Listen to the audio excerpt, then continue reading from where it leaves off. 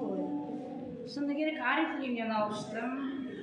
Жаңа антибиотик сияқты болды. Одан кейін ерсақ тамақтан ерсақтан алыштым. Ол да антибиотик сияқты болды. Сөйтіп жүріп, білмеймін, бірақ арасы үзіп қалды енді. 4 ай ма, 5 ай болды ау деймін. Телефонды өстіп ақтарып отырған кезде, жаңа ол үйге қаным шықты ғой енді. Өстіп осындай шөп дәрі бар деді да. Ол кісіні ұрысып беремін, қандай шөп дәрі, жаңа не басы жоқ, не аяғы жоқ, көрсетпес бе деп. Сөйтті ол кісі группаға қосылды, 30-тарды тыңдадым да, чудо-чайдан бастадым.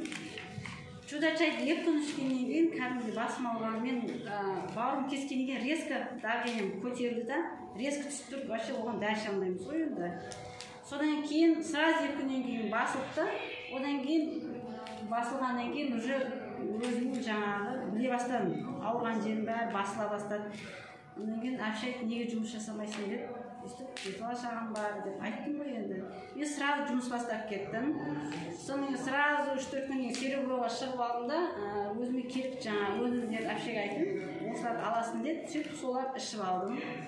Bir aydan keyin nega tushdim бар o'ziga baurimdan. Shunga 2-3 сайын түсетін ғой. So'ng aytib, baurim жақсы өскен, жақсы қалыптасып келатыр dedi. Алдында ішіп жүргенде общем өскен бауыр. Қазір бәрі жақсы. Бауырдан күшті результат, иә? Бауырдан. Осылардың бәрін ішкен ғой, шетін. Иә, мен бірінші 3-еуін алып ішкенде, бұл кісі маған паразитті берді. Одан кейін жаңағы сердечный берді. Ondan кейін вирусты іштім да 3-еуін бірінші. Одан кейінгісін жайлап көтерген сайын уже ала бердім. Бәрін іше бердіңіз, иә, шетін? Қазір барлығын алып ішіп отырмын. Керемет. Бірақ бұның бәрін алып ішіп болдым, уже 5-ші ай болды ғой.